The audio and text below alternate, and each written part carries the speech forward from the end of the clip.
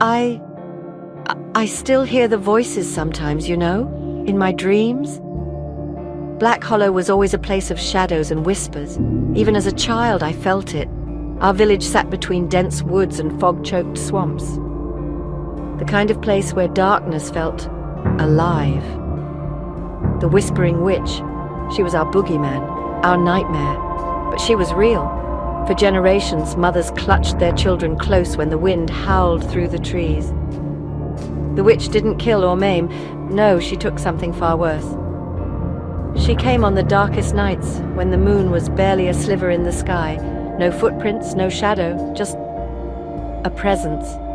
And when she left, she took voices with her. I remember the night she took Elric's voice. The air felt heavy, like it was trying to choke us.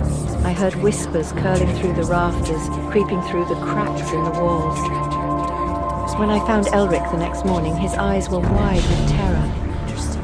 His mouth moved, but nothing came out. I saw it happen. The night before, his lips trembled in his sleep, whispering in a voice that wasn't his own.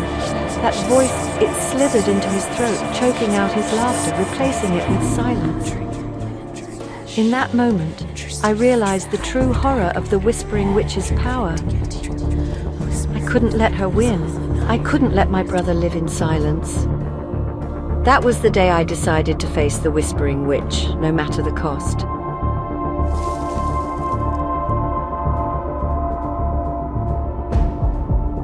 Old Alder, the village crone, she knew things, terrible things. I found her in her crooked hut beyond the fields, stirring a pot of bitter-smelling herbs. The witch does not eat the voices, child. She keeps them. Where? In the Blackwood, the heart of the forest, where the air is thick and the trees listen. I took only a lantern and a knife. Looking back, I was so foolish, so brave. The forest was alive. The trees reached for me, their twisted arms grasping at my clothes. The wind carried whispers of stolen voices. And then I saw her, the Whispering Witch, her fingers, long, clawed, trembling with stolen breath. She held a small glass orb that pulsed with soft blue light. Elric's voice. I didn't think, I just acted. My knife sliced through the air and I grabbed the orb.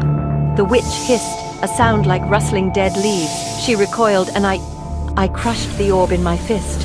When I crushed it, oh, the sound. 1,000 voices screaming into the night.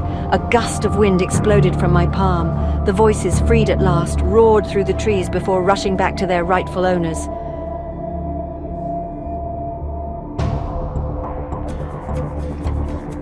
I stumbled home, my ears ringing, my heart pounding. The village came alive that night, children crying, parents shouting in joy.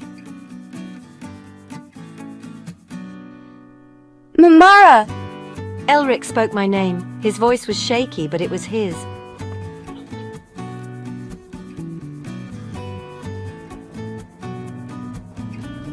We never saw the Whispering Witch again, but sometimes on cold nights, when the wind slithers through the trees, I swear I can still hear her, whispering, waiting, and I wonder, will she ever return? Or is she just a memory now, a story to frighten children? Either way, I'll be ready, because I know the truth about the Whispering Witch, and I'm not afraid anymore.